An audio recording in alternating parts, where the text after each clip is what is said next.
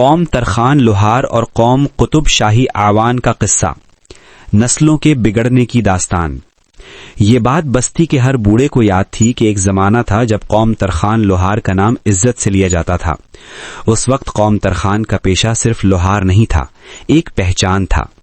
اس کے آباء و اجداد فجر سے پہلے بھٹی جلاتے، اللہ کا نام لے کر ہتھوڑا اٹھاتے اور شام ڈھلے رزق حلال کے چند سکے جیب میں ڈال کر سر جھکائے گھر لوٹتے۔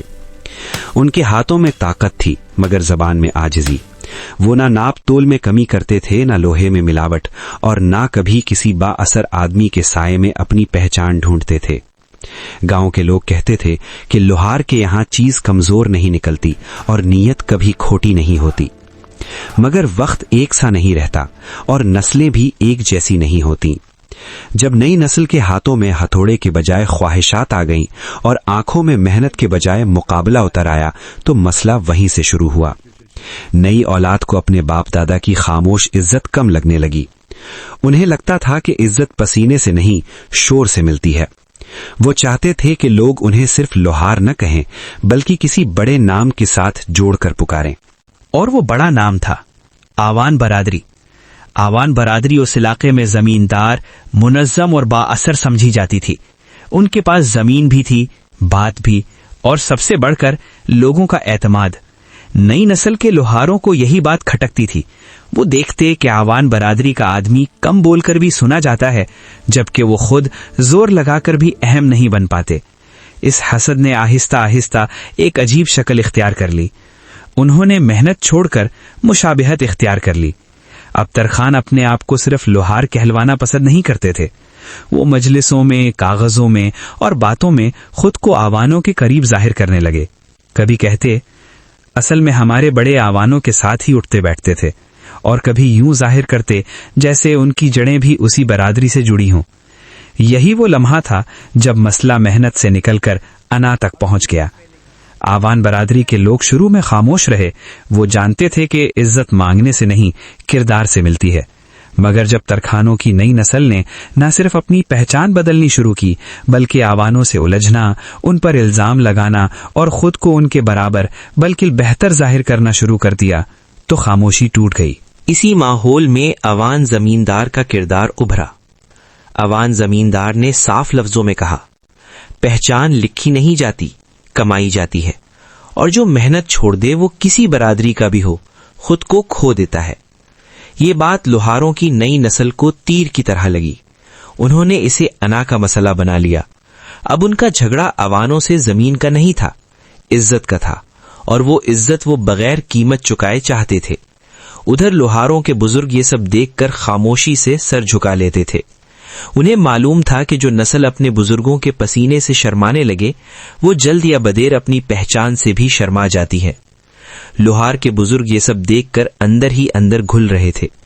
وہ جانتے تھے کہ گاؤں کی عزت شور سے نہیں، خاموش کردار سے بنتی ہے، مگر نئی نسل کے کانوں تک یہ بات پہنچنا مشکل ہو گیا تھا۔ ان کے لیے عزت کا مطلب اب یہ نہیں رہا تھا کہ لوگ اعتماد سے ان کے پاس آئیں، بلکہ یہ بن گیا تھا کہ لوگ انہیں بڑے ناموں کے ساتھ جوڑ کر پکاریں۔ یہی وہ موڑ تھا جہاں محنت کی جگہ موازنہ نے لے لی اور شکر کی جگہ شکایت نے۔ اب لوہار کی بھٹی پہلے جیسی نہیں رہی تھی۔ آگ تو جلتی تھی مگر اس میں وہ حرارت نہیں رہی تھی جو نیت سے آتی ہے۔ ہتھوڑا چلتا تھا مگر وار میں وہ یقین نہیں تھا۔